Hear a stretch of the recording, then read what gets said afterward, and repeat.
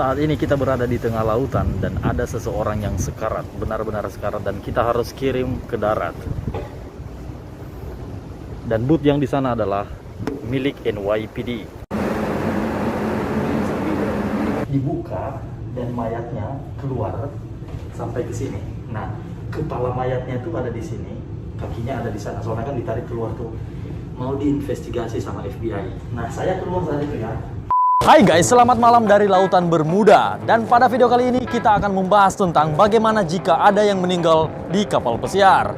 Nah, ada banyak sekali yang bertanya kepada saya, entah itu di Instagram, entah itu di TikTok, atau di YouTube ini sendiri, menanyakan bagaimana apabila ada yang meninggal di kapal pesiar. Apakah dibuang ke laut, atau bagaimana prosedurnya? Kita akan bahas pada video kali ini.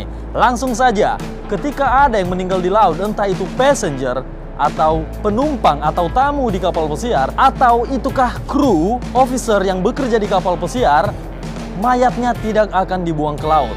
First of all, ketika ada emergency, situasi emergency di kapal pesiar, ketika masih hidup dan benar-benar koma atau sekarat, kita akan membawa ke medical center atau ke hospital. Jadi kapal pesiar punya rumah sakit, seperti mini hospital yang disediakan, dan ada dokter. Tidak cuma 1-2 orang, ada banyak dokter yang bertugas di sini. Dan juga ada nurses, ada perawat. Dan mereka akan kita bawa, kita akan larikan ke hospital atau ke medical center yang ada di kapal pesiar. Nah, kita punya yang namanya code alpha. Code alpha yaitu kode yang menandakan bahwa ada medical emergency. Nah, medical emergency yang dimaksud adalah apabila seseorang mengalami koma atau apabila seseorang mengalami kecelakaan yang hampir merenggut nyawanya dan dilihat oleh kru member yang lain atau orang lain, kita wajib melaporkannya ke bridge atau ke medical center yang nantinya kita akan diberitahukan, di-announce ada yang membutuhkan bantuan medical, dan nanti ada medical team atau code alpha team yang akan menjemput ke TKP dan akan dibawa ke medical center atau ke mini hospital yang ada di kapal pesiar. Nah, apabila nyawanya sudah tidak bisa tertolong lagi guys, dan keberadaan kita masih berada di sekitar pulau atau di sekitar daratan, kapal kita akan berbalik arah, pergi ke daratan atau ke pelabuhan terdekat apabila masih memungkinkan. Itu adalah opsi pertama. Opsi kedua adalah kapal kita akan mengirimkan skoci atau tender boat, akan diturunkan dan pasien tersebut akan dibawa ke daratan. Saat ini kita berada di tengah lautan dan ada seseorang yang sekarat, benar-benar sekarat, dan kita harus kirim ke darat. Dan booth yang di sana adalah milik NYPD. Mereka akan menjemput dan membawa ke darat.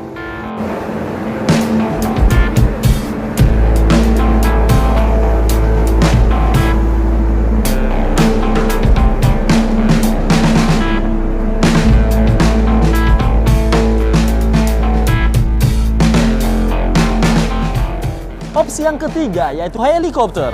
Jadi di kapal pesiar kita punya yang namanya helipad. Ini dia videonya. Hai guys, ini adalah helipad yang ada di kapal pesiar. Lokasinya ada di dek 8, bagian depan kapal atau forward.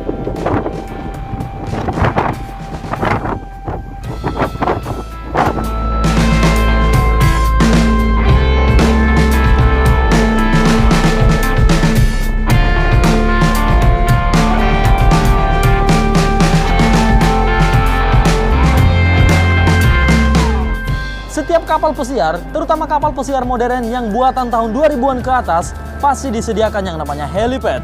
Bukan cuma untuk emergensi pada saat medical, tetapi banyak emergensi lainnya yang membutuhkan helipad. Nah, helikopter tidak disediakan di kapal pesiar. Helikopter datang dari daratan. Namun, helikopter tersebut mendarat di kapal pesiar dan menjemput si pasien tersebut. Nah, kalau benar-benar sudah tidak bisa terselamatkan lagi, alias meninggal di kapal pesiar, kita punya yang namanya kamar mayat. Mau melihat kamar mayat di kapal pesiar seperti apa? Ini dia cuplikan videonya. Hai guys, jadi aku sekarang ada di kamar mayat. Ini kamar mayatnya, ada 2 bed ya, 1, 2. Jadi kamar mayatnya seperti ini, kecil banget di kapal.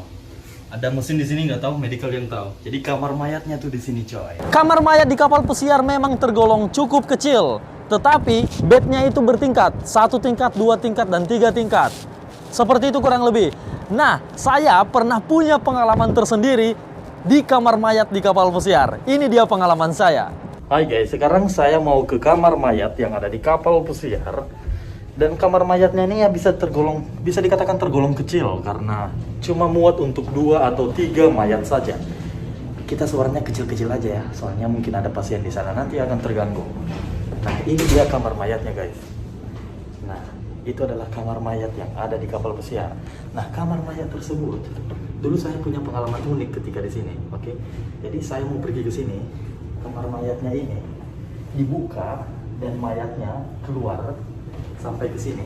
Nah, kepala mayatnya tuh ada di sini, kakinya ada di sana. Soalnya kan ditarik keluar tuh, mau diinvestigasi sama FBI. Nah, saya keluar saat itu ya, pintunya ketutup.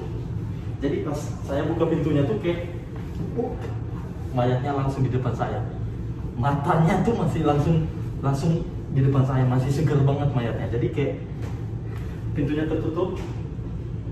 Kan biasanya kalau misalnya kita mau buka pintu, itu tuh kita menganggap ini tuh kosong gitu loh. Jadi bukan surprise. Seperti itu, mengerikan.